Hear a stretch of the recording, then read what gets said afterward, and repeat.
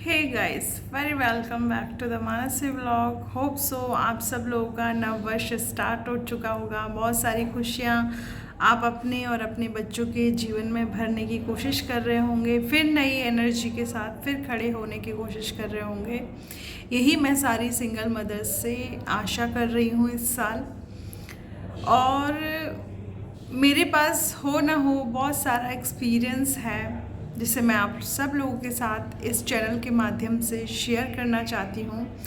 कल के मेरे वीडियो में कई लोगों ने ये कहा था कि मतलब ये अपना घर है या कुछ, तो दिस इज़ नॉट अपना घर। अपना घर की तो ये क्या कहते हैं 1/4 सीरीज़ भी नहीं है। ये मेरी मेहनत के द्वारा ही बनाया हुआ चीज़ है ना। बहुत जल्द ये आप सब लोगों के सामने रिवील भी होगा।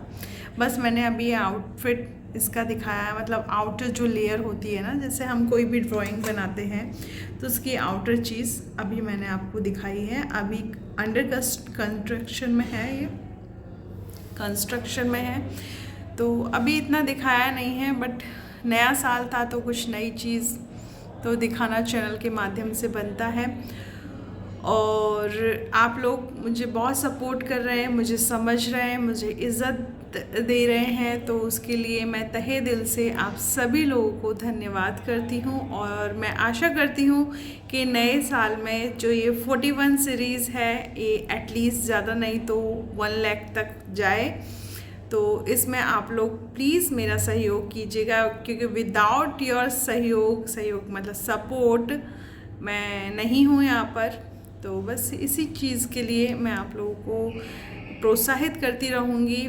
और कई लेडीज़ ने कहा कि हम आपसे बात करना चाहते हैं, सेम आपकी जैसी सिचुएशन है, हमारे पास खाने तक के लिए पैसे नहीं हैं, बच्चों को कैसे पालें एंड ऑल दैट, ये सब कुछ था। तो मैं यहाँ उनसे यही कहना चाहती हूँ, मेरी इंस्टाग्राम आईडी है बाकायदा, मैं हर वीडियो में मैं बताती हूँ। आप मेरी इंस्टाग्राम आईडी पे आप मुझसे फ़ोन पे बात कर सकते हैं, आप मुझे अपनी प्रॉब्लम बता सकते हैं और जितना हो पाएगा मैं उसे सॉल्व करने की कोशिश करूँगी। यकीन मानिए मेरी प्यारी बहनों। और चीज़ें हैं, देखो हर औरत टूटती है, हर औरत की ज़िंदगी में ये पल ज़रूर आते हैं। तो बस ऐसे पलों में को रोने के बजाय आप ये देखिए कि आप क्या क्या चीज़ों को अकेले संभाल सकती हैं जिससे आपकी और आपके बच्चों की ज़िंदगी संभल पाए। तो ऐसे ही काम कीजिए, रोने धोने में आप टाइम वेस्ट ना करें। मैंने भी 2 साल वेस्ट किए हैं अपने, तो इसलिए मैं आप सभी लोगों को यही कहना चाहती हूँ, रोने धोने में टाइम वेस्ट ना करें, क्योंकि आपका रोना कोई नहीं देखेगा सिवाय भगवान के। तो आप जब भी रोएं, रात मतलब जब भी रोएं, देखो मेरे को तो कोई चीज़ का ख्याल आता है ना, ऐसा नहीं है कि मुझे रोना नहीं आता, मुझे भी रोना आता है, मैं भी बहुत रोती हूँ। लेकिन मैं जब रात को सोने जाती हूँ ना, तो उस वक्त पे मुझे हर चीज़ का ख्याल आता है कि पहले मैं कैसी रहती थी, प्रदीप के साथ थी तब मैं क्या क्या किया।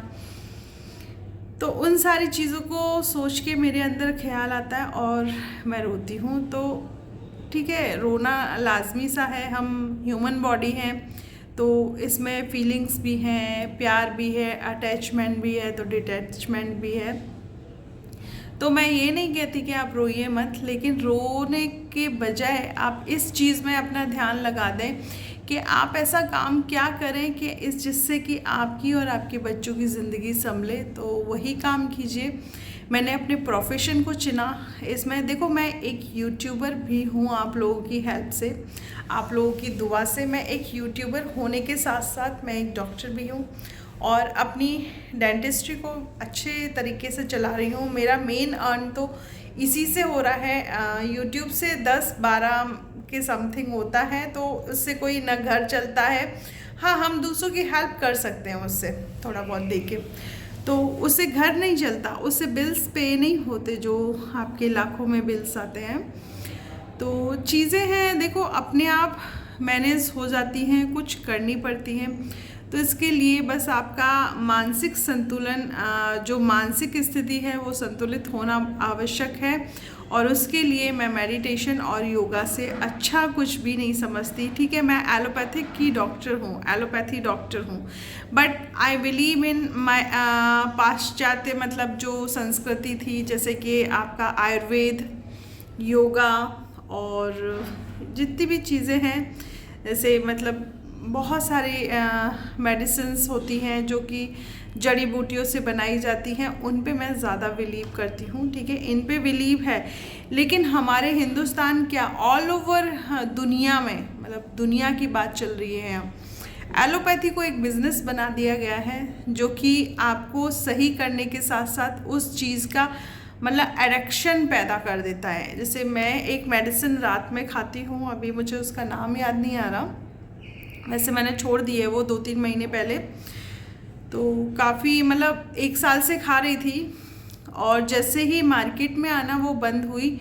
मुझे एडिक्शन था कि भाई वो मेडिसिन लेनी है। वो मतलब नींद की नहीं थी, वो एंजाइटी की मेडिसिन थी, तो मुझे रात रात भर नींद नहीं आई। लेकिन फिर मैंने सोचा कि यार मुझे अब इस मेडिसिन को लेना बिल्कुल ही ख़त्म करना है।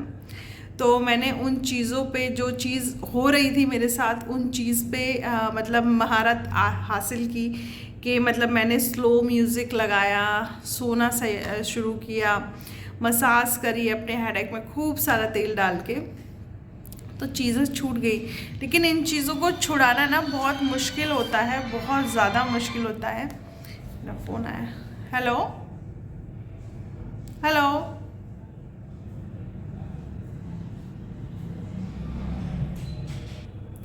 देखिए गाइस ना, फिर वापस वही फेक कॉल से स्टार्ट हो गए हैं। मैं आपको दिखाती हूँ, 97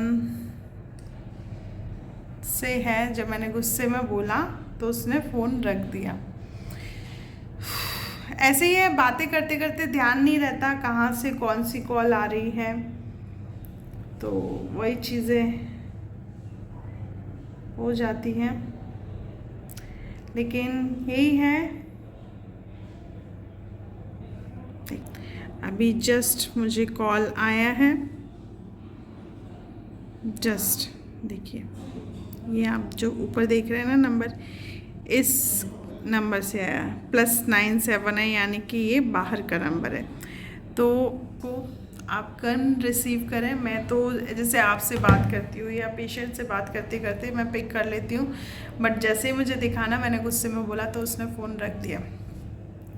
तो देखिए चीज़ें, कई लोग बोलते हैं कि आप शकुनी मामा के लिए मत बोला करो, आप सपना के लिए मत बोला करो, तो उस बेचारी विधवा औरत को परेशान कर रहे हैं। तो मैं इसलिए बोलती हूँ क्योंकि मुझे भी उसको परेशान करने का ज़रिया ही बनवाया गया था, लेकिन मुझे ये गेम समझ में आ गया, तो मैंने अपनी चीज़ों को अपोलाइज़ कर लिया।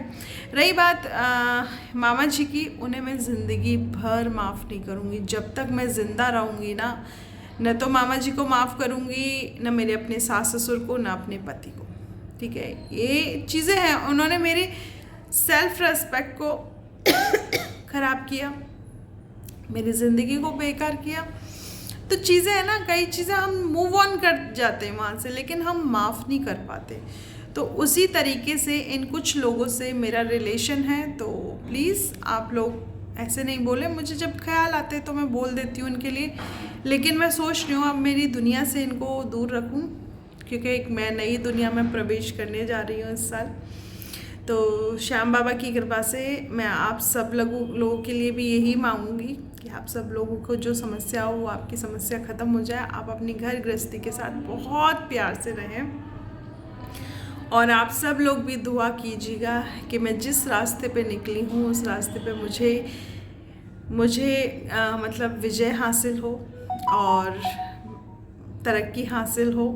मैं अपनी बेटी के लिए ऐसी दुनिया खड़ी कर जाऊँ जहाँ कुकू को अकेलापन न लगे, क्योंकि इंसान है ना, जब बहुत सारे दुख हो जाते हैं ना उसको, तो उसको पता रहता है उसकी ज़िंदगी ज़्यादा नहीं है ना। या तो कोई मुझे वैसे ही ख़त्म करवा देगा, या मैं वैसे ही खुद ख़त्म हो जाऊँगी, ये तो मुझे पता है। क्योंकि दुश्मनी बड़ी बुरी चीज़ होती है, और मेरी बहुत दुश्मन बन चुके हैं। ठीक है, बहुत लोगों के मतलब मेरे पास मैसेज भी आते हैं बहुत कुछ आता है, तो चीज़ें चल रही हैं, बट कोई नहीं, मैं डट के खड़ी हुई हूँ और आप लोग भी डट के खड़े रहें हर चीज़ पे, क्योंकि जहाँ आप डरोगे ना वहाँ लोग आपको और डराने की कोशिश करेंगे। तो love you all of you guys. आपको होप सो आज का मेरा व्लॉग पसंद आए। तो इसी के साथ आज के व्लॉग को यहीं समाप्त करते हैं।